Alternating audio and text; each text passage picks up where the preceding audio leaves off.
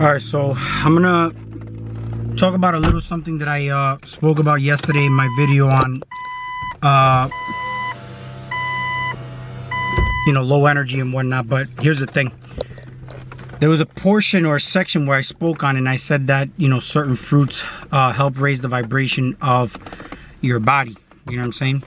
See, here's the thing, and the reason I'm even making this video is because of a question that I got asked, if are you actually more spiritual when you eat meat? And they said that giving up meat or eating meat didn't make a difference in their spirituality, or see, here's the thing, spirituality, I don't even know if we can categorize it as actually something. You know what I'm saying?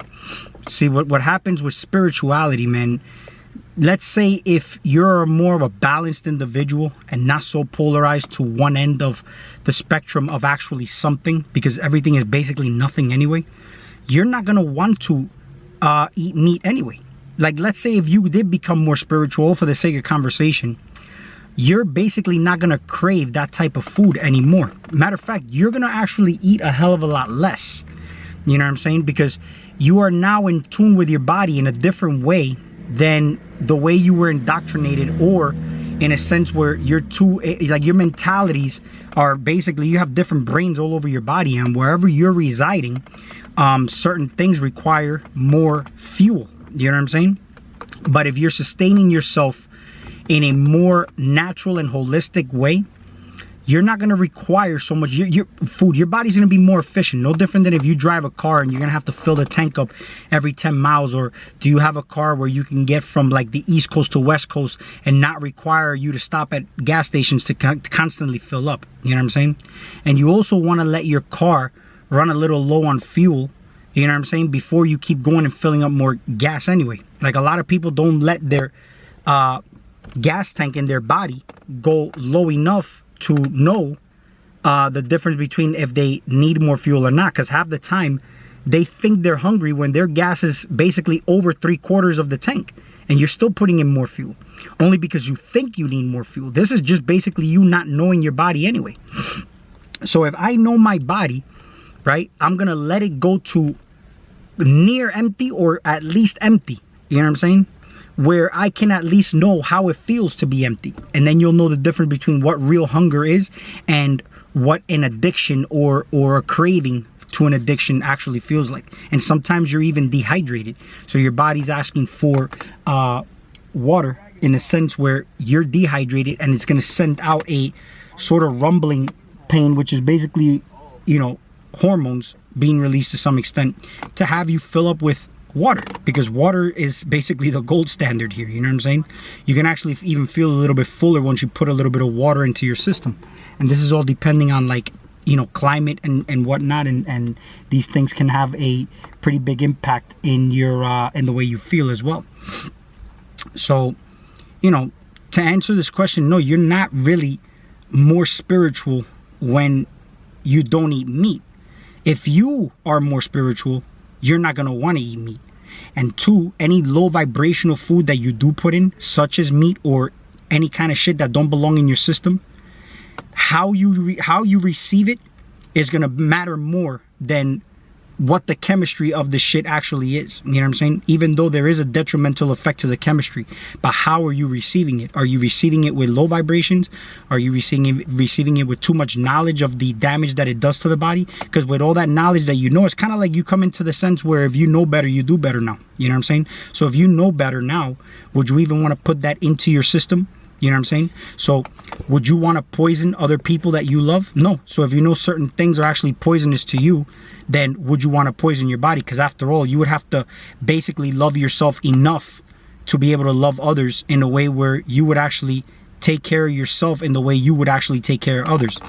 Because if you sacrifice yourself, let's say, and you run this body down, what good are you for anybody else outside of you? Because a lot of people say, I'm the one that has to take care of the family and whatnot, but if you're doing it in an unfavorable way to you, you know what I'm saying? And I'm talking about in a general topic of how we stress out, how we deal with, relationships, work, external stresses and environments, such as like things that are presented to us, such as like pandemics and, forced, the illusion of forced things on people, which is basically an illusion because nobody can really force you to do anything. If you believe that these things, because this is the thing, it's like you have to gauge what are your wants and what are your needs. It's the same thing. If you're going to eat certain foods, do you need those foods or do you want those foods? Do you know the difference between how it feels to want and need something from the body? You know what I'm saying? In order for you to have a better experience. You get what I'm saying? So it's all going to start from you anyway. If you're receiving things and you have too much knowledge now and you're receiving it in an unfavorable way, then you may have an unfavorable outcome because it's all going to start from you anyway. You could be eating the most unhealthiest food. And if it's made, let's say soul food, right? If it's made by grandma's loving hand, it could be the most unhealthiest food. You know what I'm saying? And it's going to be the healthiest food only because it was given to you with love. Most of the things we eat out here are given, or we are intaking it where the source of it is not coming from a source of love. Like, for example, if you grow something with love, you plant a tree, for example, it gives you fruit. It starts with a flower, right? It attracts certain beneficial insects. It's basically in the environment of love, of growth, right? And then you eat this tree because the tree was healthy enough to bear fruit to you, and you eat this fruit, it's going to raise your vibration. You know what I'm saying? But the source of where it came from a loving space, a space of growth. Now, when you go and buy stuff in the supermarket, normally even meats and whatnot, these animals are actually fattened up and are actually farmed in a way for profit. And they are actually tortured, and the conditions that these animals are in are not favorable for the animal. And in turn, you cannot kill chemistry or energy. You can only transfer it. You know what I'm saying? And you can do so much to transmute it, which is where the whole concept of prayer came in. You get what I'm saying? But then again, it's all coming to how you receive it. You know what I'm saying? Now, you did not kill the animal. So, whenever you go and you kill something, you can evolve this creature into something bigger. You know what I'm saying? Where it is, in a sense,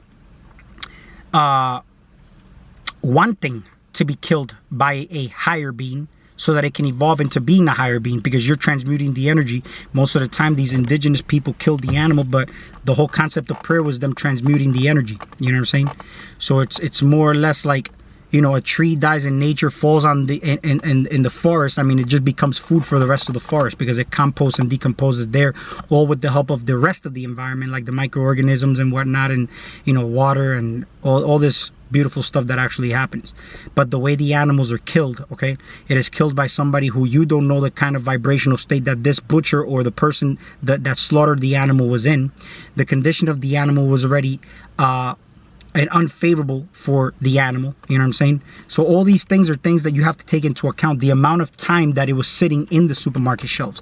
Sometimes to extend the life, they'll take blood from another animal or meat and put it into the meat that's already being a little bit discolored because it's already going out of date. But these things sit in the supermarket sometimes, for a couple of weeks or a few weeks. You know what I'm saying?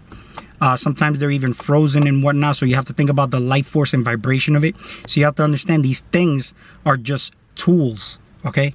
Like if I say that fruits raise or help raise the vibration of your body, is because that fruit is a tool to help you raise the vibration and frequency of your body, because you are tapping into something that's external to you, but it is still part of you, because all this is actually you inside out. So it depends on what you are actually intermingling with. You know what I'm saying? What are you entering into your temple? You know what I'm saying? But when you're going to put something else into your temple that's low vibrational, how are you receiving it? You get what I'm saying? Because at the end of the day, we even talk about unfavorable energies and whatnot. We don't judge unfavorable energies, right? We see how we can transmute it, or we can actually, transmute it with love, but we can also integrate. You know what I'm saying? And what of use it can be. If not, then replace it with something else that would favor and be beneficial to you, the individual, having the experience here, for all your organs to be firing on all cylinders. And organs emit a frequency, so you can emit a beautiful song from your energetic space, and you can actually have people actually resonate to that. Because at the end of the day, the reason you're so important, because if you're in a fucked up state, you're basically polluting the waters that you interact with other people with. You know what I'm saying? So if you have negative thoughts, these are thoughts that are readily available for the rest of the people, and these people are you. So if you want to change the world, you have to change yourself first. You know what I'm saying? That's why it says be the change you want to see, because let's say even if there were unfavorable thoughts and energies out in the air, the fact that you are in a different space, you are not going to be attracting those thoughts and unfavorable energies to you, but you're going to be giving out the favorable ones for the rest of the blood cells in this body. So in turn, you being contagious in a favorable way, mean a favorable virus, because there's viruses that are unfavorable, but they are still, you know, beneficial to some extent. And then there's viruses that are beneficial, you know what I'm saying, that we use as tools. And I already made a video where people and things, people, places, and things serve as gateways and vortexes to you in your environment. So I'm going to link that video in this description, because at the end of the day, this is a very good example as to how we serve as positive viruses to each other or unfavorable viruses to each other. But there's always opportunities. The realm of infinite possibilities is all possible by interacting with each other, because we're all on a big stage. So I'm going to link that video in the description, and if you like this, like, share, and subscribe. But once again, watch that video, because it's going to make a lot of sense, and I actually covered a lot of detailed points as to how people, places, and things serve as gateways and portals for you. And it's all possible because they are nothing but versions and extensions of you, but it is up to you to be able to see the opportunities and know when to engage and not to engage. So we'll talk soon.